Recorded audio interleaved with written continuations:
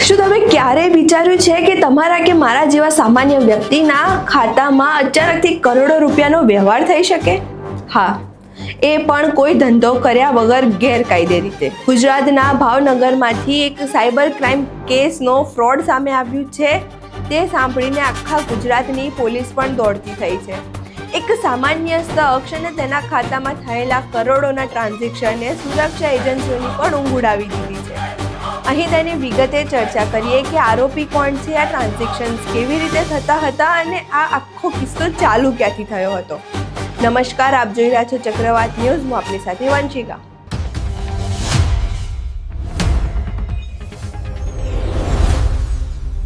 Bhavnagar cyber crime પોલીસને એક બાતમી મળી હતી, જેના આધારે પોલીસે ભાવનગરના પોજ ગણાતા વિસ્તારમાં દરોડા પાડ્યા હતા અને આ દરોડા પાડ્યા તે દરમિયાન તેમને સુમિત પરમાર નામના વ્યક્તિની ધરપકડ કરી હતી.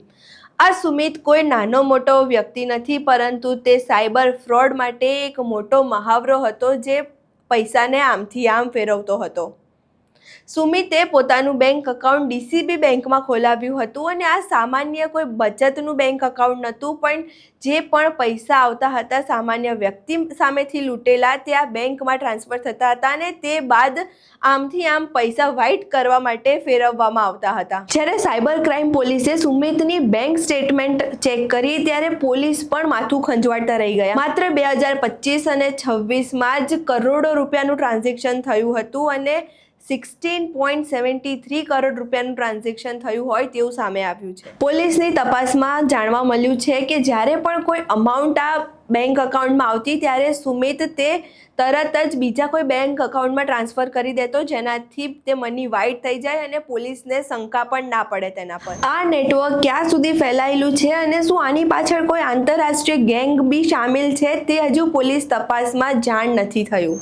આ ઘટના પરથી આપણને એ સમજવાની જરૂર છે કે આ જે ફ્રોડ કરતા લોકો છે તે સામાન્ય વ્યક્તિને લાલચ આપે છે અને તેમનું અકાઉન્ટ ભાડે લે છે, અથવા તો પછી કમિશનની લાલચે તે લોકો તેમનું અકાઉન્ટ ભાડે લે છે, જેને મ્યુલ અકાઉન્ટ કહેવાય છે. થોડા કમિશનની લાલચમાં લોકો આ ફ્રોડ લોકોને પોતાનું ખાતું આપી દેતા હોય છે અને પછી જે થાય છે તે સહન કરવા લાયક પણ નથી રહેતું. સુમિતે પણ કંઈક આવું જ કર્યું છે અને અત્યારે હાલ તે પોલીસની કેદમાં છે. આગળ શું કાર્યવાહી થાય છે તે હજી જાણવાનું રહ્યું, પરંતુ પોલીસે કડક કાર્યવાહી કરવાની જાણ કરી છે. ભાવનગરની આ ઘટના એક લાલ બત્તી સમાન છે કે ક્યારે પણ કોઈને પોતાનું બેંક એકાઉન્ટ ન આપવું કે પછી ઓટીપી આવ્યો હોય કે પછી કોઈ બી આપણી ઇન્ફોર્મેશન કોઈ અજાણ્યા વ્યક્તિને આપવી નહીં. અમારો વિડીયો પસંદ આવ્યો હોય તો વિડીયોને લાઇક કરો, શેર કરો અને સબસ્ક્રાઇબ કરવાનું ભૂલશો નહીં. નમસ્કાર.